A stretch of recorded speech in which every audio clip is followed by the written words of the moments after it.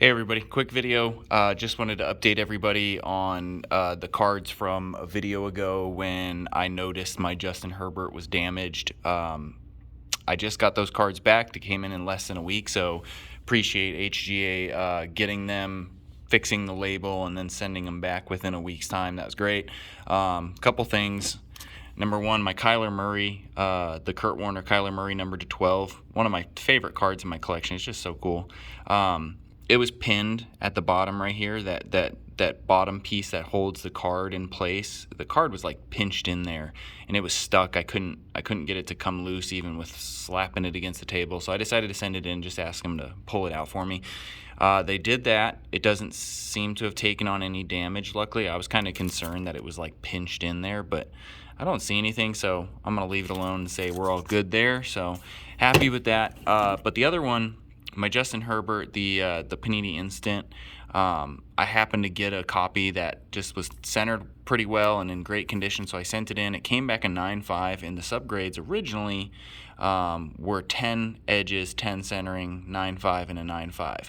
I did notice that there was a chip in the top and a chip in the side right there, and then also this bottom corner has a little ding in it where you can see some white. None of that was there when I sent it in, and you could tell because they graded a 10 on the edges and a 9.5 on the corners.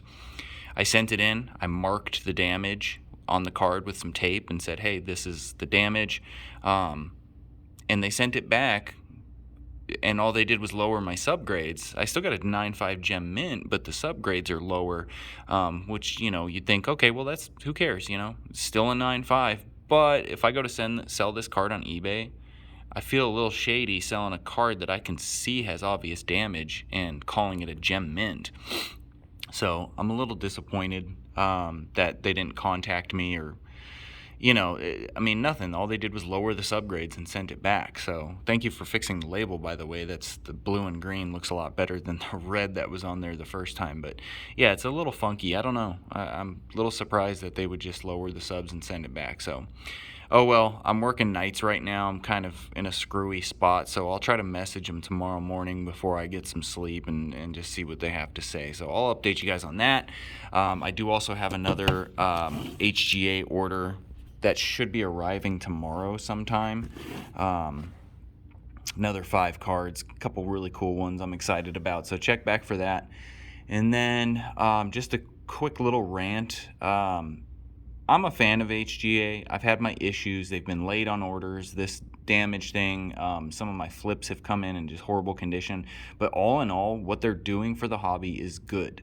The grading standard has been the same for so long.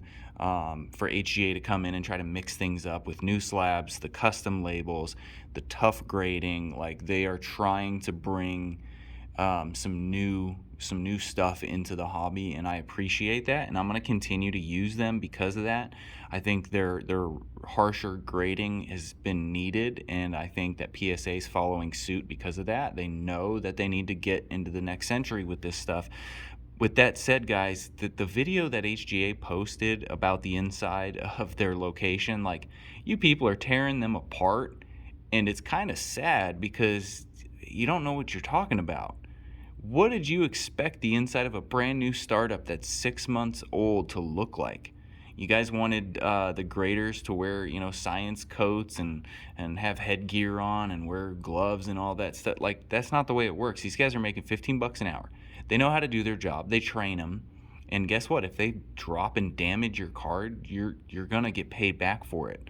Which brings me to the point, guys, when you send in your cards, make sure you put the right amount for the insurance. If you have a $500 card and you put $100 because you don't want to pay for the $500 in insurance, if that card gets damaged, then you're out of luck, man.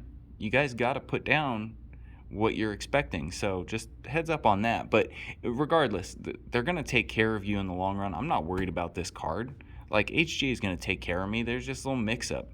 But for you guys to think that that place was unprofessional or has issues just from that little video, y'all crazy. They're fine. They're doing their job. PSA and BGS don't look any different. Why do you think there's no videos inside of PSA from the last 10 plus years? Because there's nothing to see. It's a bunch of guys sitting at tables. It's what they do. Not to mention the AI thing. Listen, I don't begin to know what's actually going on in there, but for all the people ripping apart, oh, the AI is just putting it up on a screen. I'm pretty sure that's not the whole process. Tyler from HGA said multiple times that there's stuff they can't show yet. So I'm assuming that there's going to be more to do with that. But even worst case, like if that was it, still better than some guy at PSA looking at your card and deciding for himself. Blown up pictures are going to do a lot more than nothing else. So, and they've proven that they're taking it serious with these grades. You know, this card, this Kyler, is a 10 all day at PSA. There's no noticeable flaws on it. I looked it over. I'm assuming there's some stuff that you can find when you blow it up on a big computer screen at a super high resolution. So, anyways, that's my rant, guys. Knock it off. Let's let them succeed. There's no reason to tear people down. They're doing a good job. They're doing their best, and they're making some changes that were really needed. So give it some time. Anyways, check back tomorrow for my next HGA reveal. And thanks for watching.